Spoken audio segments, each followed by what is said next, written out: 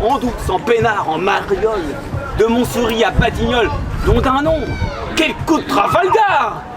Devant cette figure d'honnête homme, quoi, il dirait nos négociants, lui qui bûchait sur les marchands. Et c'est le pape qui serait affolé si des fois il passerait par Rome, pape qui est plus riche que Crésus. J'en ai le frisson, rien que d'y penser. Si pourtant qu'il reviendrait, Jésus, lui, et sa gueule de désolé. Eh bien moi, hier, je l'ai rencontré. Ah. Après minuit, au coin d'une rue, incognito comme les passants, pétif d'argent dans sa perruque, et pour un gueux qui se paye une fugue, n'était pas resplendissant. Il est venu vers moi, et j'ai dit « Bonsoir, te voilà ?»« Ah comment, c'est toi ? Comment on se rencontre ? Ah non, voilà d'une chance !» Ah tu m'épates, t'es sorti de ta croix? Ça n'a pas dû être très facile. Bah ça fait rien, bah, malgré que je sois sans domicile, je suis content de faire ta connaissance. C'est vraiment toi, il n'y a pas d'erreur. Bon sang de bon sang, et non v'là d'une tuile, quel chahut demain dans Paris. Oh là là, quel cousin de voleur. Les journaux vont se vendre par 100 000. Peut demander le retour de Jésus-Christ, faut voir l'arrivée du Sauveur. Et tas de morues, et tas de guapeurs. Vous savez pas, il y a de quoi se laisser frère et se la mordre. Rappliquez chaud, il y a le fils de Dieu qui s'est déringoler des cieux et qui, comme nous, les mufs, et sans pieux, sans toit lileux, sur le pavé quoi, comme nous les mufs, comme vous les grues.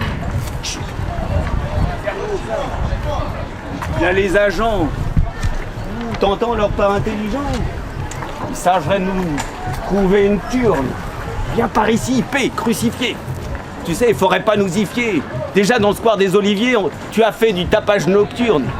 Aujourd'hui, ça serait le même tabac, autrement dit la même histoire. Et je ne te crois plus l'estomac de subir la scène du prétoire. Bien que je te regarde.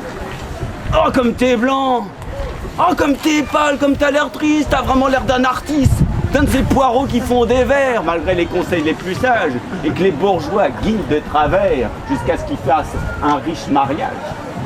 Oh, comme t'es blanc. Oh, comme t'es pâle. T'as toujours ton coup de linge au flanc. De quoi saignent encore tes plaies? Et tes mains, tes pauvres mains trouées, qui c'est qui les a déclouées? Et tes pauvres pieds nus sur le bitume, tes pieds à joues, percés au fer, tes pieds troués font courant d'air et tu vas choper un beau rhume. Oh, comme t'es pâle! Oh, comme t'es blanc! Sais-tu que t'as l'air d'un revenant? Ou d'un clair de lune en tournée? Ben t'es pâle et t'es dégingandé, tu devais être comme ça en juillet, du temps où tu te proclamais roi. Aujourd'hui, t'es comme en farine. Tu vas t'en aller de la poitrine, ou bien c'est elle qui s'en va de toi. Mais quoi que tu viens faire? T'es pas marteau? Mais d'où c'est que t'es venu? D'en bas, d'en haut? Quelle est la route que t'as suivie? C'est-il que tu recommencerais ta vie? Et t'es venu chercher du travail? Bah t'as pas de vanne vieux. Car en ce moment, rien ne va dans le bâtiment. Et puis tu sauras que sur nos chantiers, on veut plus voir les étrangers. Quoi que tu penses de notre société?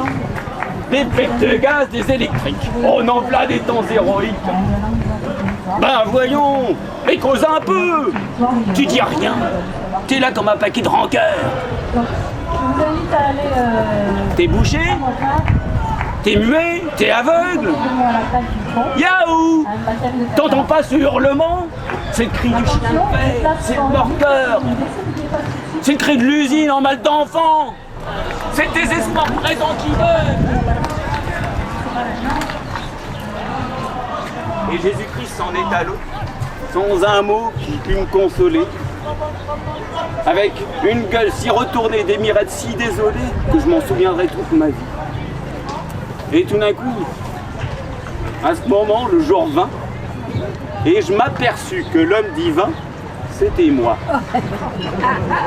Que je m'étais collé devant le miroitant d'un marchand de vin. On perd son temps à s'engueuler. Les històries sempre comencen així. Era una vegada. Era una vegada, en un poble tranquil, un botiguer molt famós que venia una mel deliciosa. Del poble veí, a dalt de la muntanya, baixa un pastre amb el seu gos, amic fidel. El pastre arriba al vilatge, entra dins la drogueria, l'espisseria del vilatge per comprar la seva mel. Salut del pastre, salut del botiguer. Després d'un intercanvi de paraules amables, el pastre dona un broc a l'espicier que l'omple de mel a cops de llossada. Una gota de mel cau de la vora del broc a terra. Una mosca, volotejant per allà,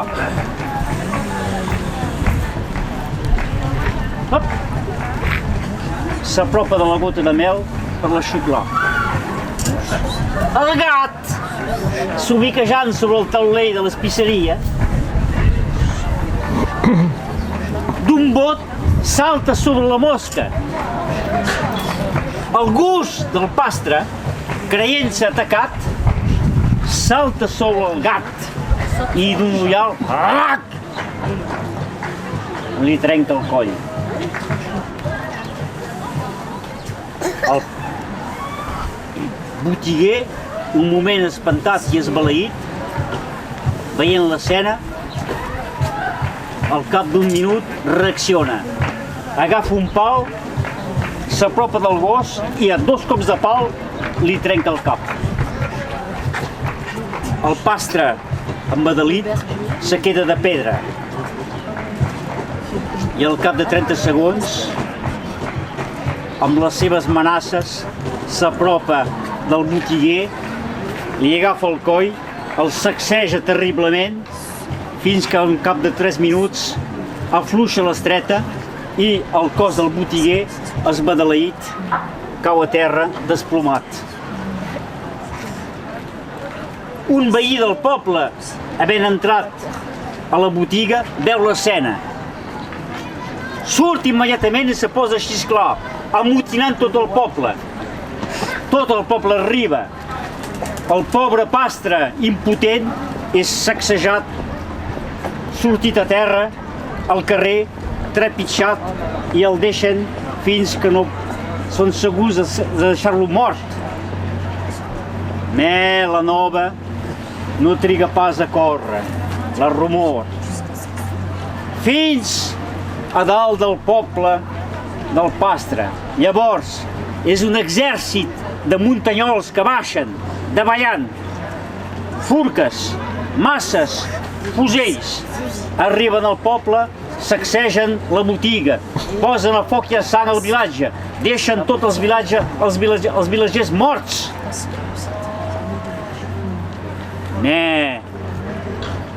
Com que els 2 pobles pertanyien a 2 reialmes diferents. És el rei del poble del botiguer que declara la guerra al rei del poble del pastre. D'aquesta gran exterminació no ha quedat ningú, sinó jo, sol sobrevivent, per vos-la contar.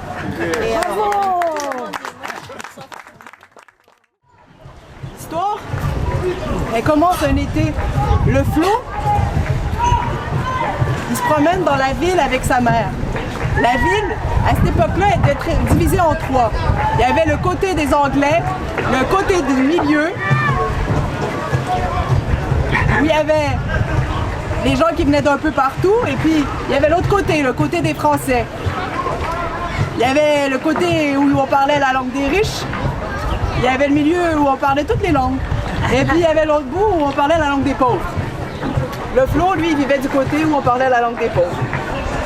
Cet été-là, pour la première fois, il est allé marcher avec sa mère dans les rues du côté des Anglais. Ils se sont baladés et puis ils sont arrivés devant une bijouterie. Et il a vu sa mère regarder un bracelet dans la vitrine. Elle regardait et puis ben, elle est repartie. Ils sont repartis. Le Flo, il a commencé à se mijoter un truc dans sa tête puis à se dire que s'il y avait un peu de cash dans ses poches, il pourrait lui aussi peut-être donner un cadeau ce Noël-là à sa mère et puis y acheter le bracelet qu'il y avait dans la vitrine de la bijouterie du côté des riches. Il a eu une idée. Il vivait dans un duplex. Un duplex, c'est un appartement carré. Il y a un appartement au rez-de-chaussée, un autre appartement, puis il y a des escaliers dehors pour donner de l'espace en dedans. Et qui s'est dit quand il va commencer à neiger, M. Gingras, il commence à être vieux, ça c'était le propriétaire qui habitait au rez-de-chaussée, il va lui demander de pelleter la neige, puis comme ça il va me donner de l'argent, je vais me faire des piastres. Il est allé voir M. Gingras, M. Gingras il a dit « Ben oui mon Flo, il n'y a pas de problème ». C'était le début octobre quand il y a eu cette idée-là, il a attendu, il faisait froid, ça sentait un peu la neige. Début novembre, il faisait froid, ça sentait encore un peu la neige, il a continué d'attendre. 1er décembre, ça sentait la neige, il faisait froid. Il n'y avait rien. Il commençait à désespérer un peu et puis quand même un jour de décembre avant Noël, il a commencé à neiger. Et puis il a neigé pendant 3 jours. Et le Flo, dès qu'il y avait 5 cm, il était dehors puis il pelletait. Il pelletait, il enlevait la neige. Monsieur Gingras, il le regardait par sa fenêtre, il disait « Ouais, il est vaillant, il est vaillant. Vaillant, 6 mois ce petit-là. » Le Flo est allé le voir quand il a eu fini. Et puis là, M. Gingras, il a donné 20 piastres. Il était content. Il a mis le 20 piastres dans ses poches et puis il est parti tout droit. Il est parti du côté des riches, il est parti du côté des Anglais. Il a couru, il est allé jusqu'à la bijouterie. Puis dans la vitrine, il y avait encore le bracelet que sa mère, elle avait regardé. Et qu'elle avait regardé. Il a ouvert la porte, ça a fait cling. Et puis là, c'était en fer à cheval, le comptoir comme ça, avec plein de bijoux, avec plein de brillants. Et puis il y avait un monsieur qui était assis au bout. Et puis là, il a refermé la porte derrière lui et il a dit « Bonjour, monsieur! » Et l'homme, il a levé la tête devant lui, comme ça, et il a dit « Speak white, boy! » Et il n'a pas trop su s'il fallait qu'il fasse un pas devant. Il en a fait 2 derrière, puis il est reparti. Il est reparti, puis il a couru. Mais dans le monde du milieu, ce jour-là, qui traversait le milieu, c'était pas une personne qui venait d'ailleurs que du côté des Anglais ou du côté des Français, non, c'était un orignal qui avait décidé de traverser la ville, comme ça. Et puis lui, le Flo, ben, il continue à courir, puis à un moment donné, c'est devenu noir. Et là, ses parents, eux, chez eux, se sont demandé, il est où le Flo? Ils savaient pas, ils sont allés voir M. Gingras qui a expliqué l'histoire. Et M. Gingras, il leur a dit qu'il était parti par là, ils sont partis par là, et puis ils sont arrivés dans le monde du milieu. Et ils ont croisé l'orignal. Au moment où ils ont croisé l'orignal, ben l'orignal il a pété, puis le Flo il est ressorti. Et là, le petit, ben, les parents étaient contents de le retrouver. Il a pris la main de son père, il a pris la main de sa mère. Et ils ont commencé à marcher, puis il a commencé en pleurant à raconter son histoire, puis il a regardé son père, puis il a demandé « Ça veut dire quoi, speak white? » Le père, lui, il a serré la main de son fils et puis il a chanté Ça ne pourra pas toujours ne pas arriver, nous entrerons là où nous sommes déjà. Ça ne pourra pas car il n'est pas question de laisser tomber notre espérance. Partir de rien parce qu'on n'est rien d'autre. Alors où est-ce qu'on va? Qu'est-ce qu'on fait? Errant ce peuple et dans sa peuple errant, ce peuple qui n'en finit plus de ne pas naître. Ça ne pourra pas toujours ne pas arriver, nous entrerons là où nous sommes déjà. Ça ne pourra pas car il n'est pas question de laisser tomber notre espérance.